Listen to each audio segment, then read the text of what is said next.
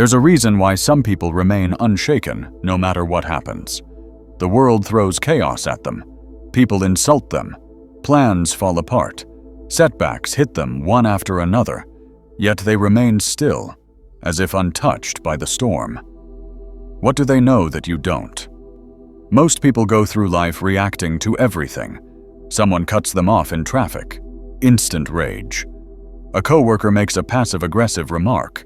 Their whole mood is ruined. A stranger gives them a weird look. Self-doubt creeps in. But what if you could break free from all of it? What if nothing, no person, no situation, no external force, had the power to affect you ever again?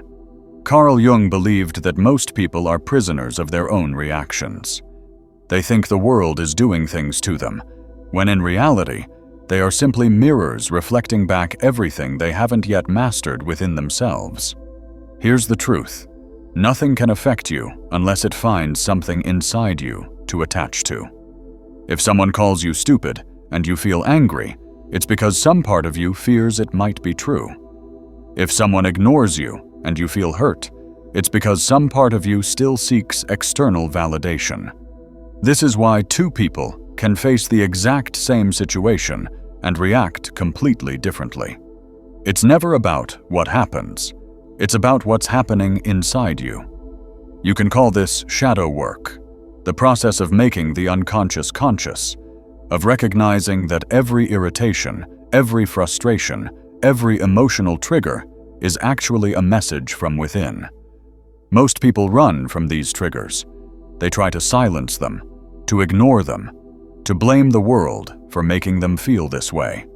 But those who truly wake up realize something revolutionary. The outside world is nothing more than a reflection of your inner world. And the moment you understand this, you unlock something powerful, the ability to control your reality by mastering yourself. But here's the problem. Most people don't want to hear this. They'd rather believe that their boss, their ex, their circumstances, or even bad luck is to blame for their suffering.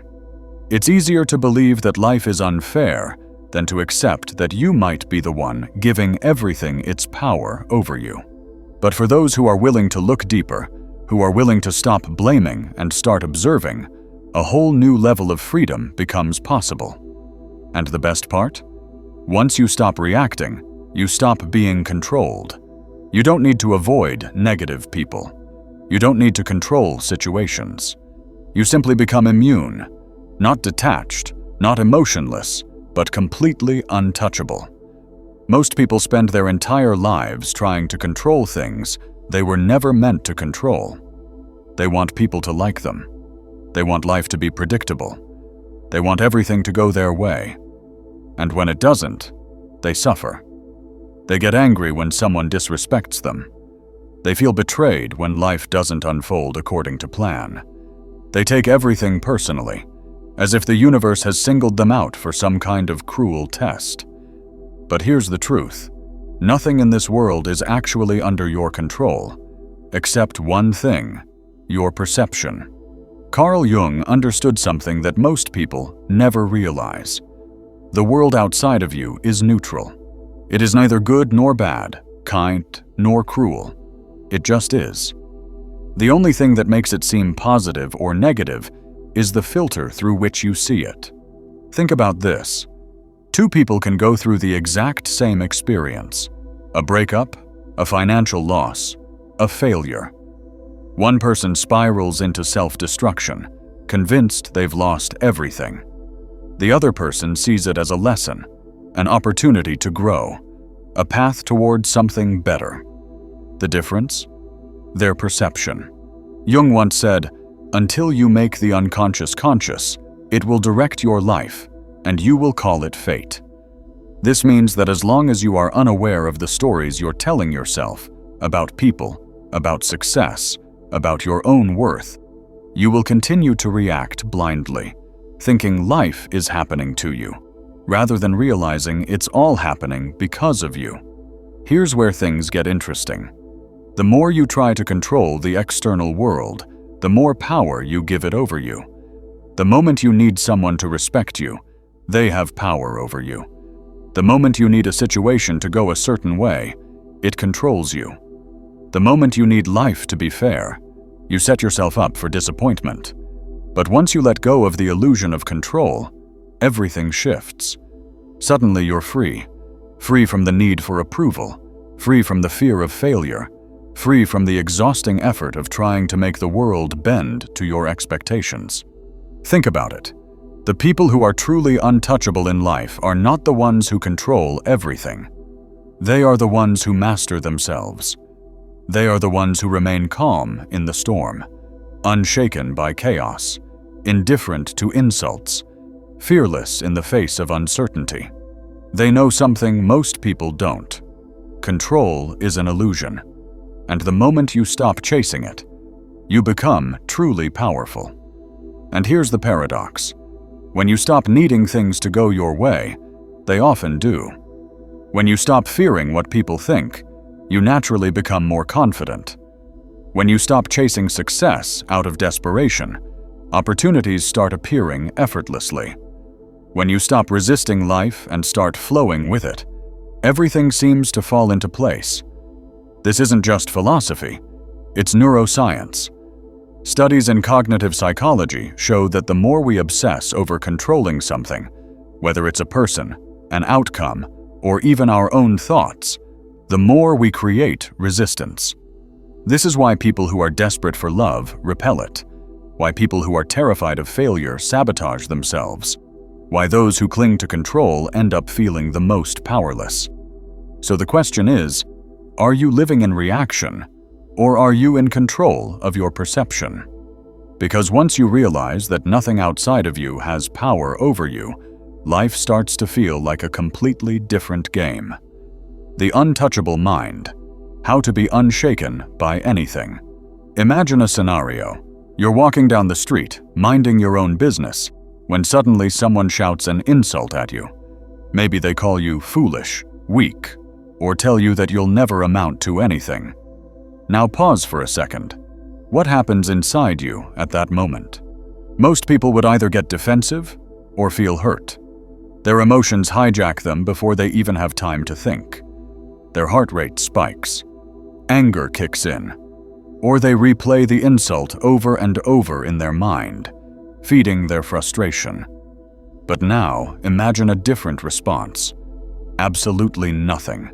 No reaction, no emotional spike, just a calm realization.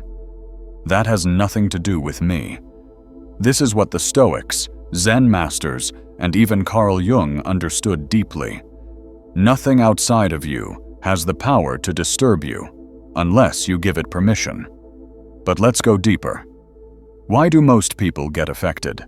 Because they're identified with a false self, a fragile mental construct built on opinions, validation, and attachment to outcomes. This is why they react so strongly when challenged. It's not just an insult, it's a threat to their identity. Jung spoke of the shadow self, the hidden part of our psyche that holds all the fears, insecurities, and unresolved wounds we refuse to face. When someone triggers an emotional reaction in us, they're not creating pain, they're revealing pain that was already there. Think about it. If you were truly at peace with yourself, someone's insult would mean nothing. It would be like yelling at a mountain. It simply echoes back without response. So the real question is, why are you reacting?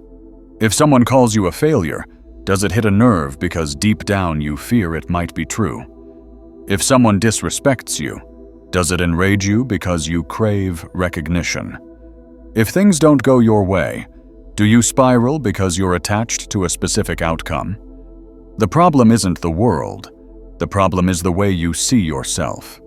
The real power isn't in silencing the world, avoiding criticism, or eliminating problems.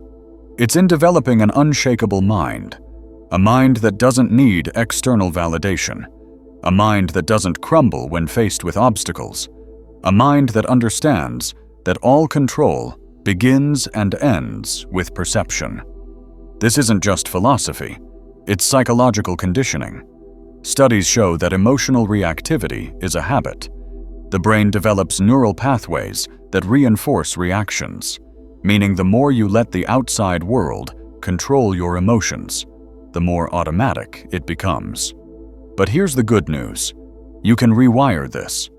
Neuroscientists have found that through mindfulness, cognitive reframing, and exposure to discomfort, you can literally train your brain to be less reactive. Over time, insults stop triggering you. Failures don't define you. Uncertainty no longer scares you. At that point, you become untouchable, not because the world has changed, but because you have. There's something strange about human nature. People believe they are reacting to the world, but in reality, they're reacting to themselves. Imagine this. Someone insults you. The words hit like a dagger, but pause for a second. Where do you actually feel the pain? It's not in the words. It's in the meaning you assign to them, the hidden wounds they touch, the stories you've been carrying in your subconscious. Carl Jung knew this well. He once said, "Everything that irritates us about others can lead us to an understanding of ourselves." That's the brutal truth most people don't want to accept. Nothing outside of you has power over you, unless you give it power. Think of it like a mirror. If your reflection in the mirror suddenly frowned at you, you wouldn't get angry at the mirror. You'd realize that it's just reflecting what you're doing. Yet when life does the same, when people provoke emotions in us, we react as if the mirror is to blame. We point fingers, demand others change, instead of realizing it's just our inner world projected outward. The real question is, why do we give so much power to things outside of us? The reason is simple: attachment. When your identity is tied to external things, opinions, validation, outcomes, you will always be at their mercy. But what if you didn't play the game? What if instead of reacting, you became the one who observes? Detachment is not about becoming emotionless. It's about becoming untouchable. It's about realizing that you are not the emotions. You are the awareness behind them. Think about a storm. It rages, lightning strikes, the wind howls. But above it all, the sky remains untouched. You are the sky, not the storm. This is why the greatest power isn't in controlling the world. It's in controlling your perception of it. And here's the best part. When you stop reacting, you start controlling reality itself. People sense it. They can't shake you. They can't manipulate you. They can't influence your peace. Because now you own your energy. So the question is, how do you step into this state of untouchable presence? That's what we'll uncover next. So how do you step into this state of untouchable presence? It begins with a radical shift in awareness, understanding that you have never been reacting to the world, only to your mind's interpretation of it. Think about it. Two people can experience the exact same situation and walk away with completely different emotions. Someone bumps into you on the street. One person shrugs it off and moves on. Another takes it personally, brewing anger for hours. The event is the same, but the response is entirely different. Why? Because the reaction was never about the event. It was about the mind's perception of it. Carl Jung often spoke about the shadow self, the unconscious parts of our psyche that we suppress, the wounds we hide, the emotions we reject. And yet these are the very things that control us. Why do certain words trigger us? Why do certain people get under our skin? Because they're pressing on parts of us we haven't fully faced. If someone can easily manipulate your emotions, it's because they are holding a piece of you that you haven't owned yet. The trick to becoming unshakable is not to suppress emotions. It's to fully acknowledge them and take away their power. Instead of fighting your triggers, study them. Instead of blaming people for provoking emotions, ask, what part of me is being exposed here? Imagine a chessboard. Most people go through life playing as the pieces, reacting to every move, getting caught up in the game. But true mastery is in becoming the player, the one who sees the full board. Better yet, become the person watching the game from above, seeing all the moves before they happen. You're not ignoring emotions. You're understanding them so deeply that they no longer control you. You become an observer instead of a prisoner of your reactions. And here's the wild part. Once you stop reacting, the world starts responding to you instead. People sense your energy shift. You no longer chase validation, so people seek it from you. You no longer react to negativity, so it loses its grip on you. You stop being a puppet of the world and start being the one pulling the strings. The key is self-awareness in real time. In every moment, you have two choices: react mindlessly or observe consciously. The next time someone tries to provoke you, catch yourself in that split second before reacting. Feel the trigger rise, but instead of acting on it, just watch. Like a scientist observing an experiment, detached, curious. That's the moment of power. But how do you sharpen this skill until it becomes second nature? That's what we'll dive into next. The moment you stop letting the world pull your strings, you take back control. Master your reactions, and you master your reality. If this resonated with you, drop a comment below. What was your biggest takeaway? And if you're ready to keep expanding your mind, hit that like button and subscribe so you don't miss what's coming next. See you in the next one.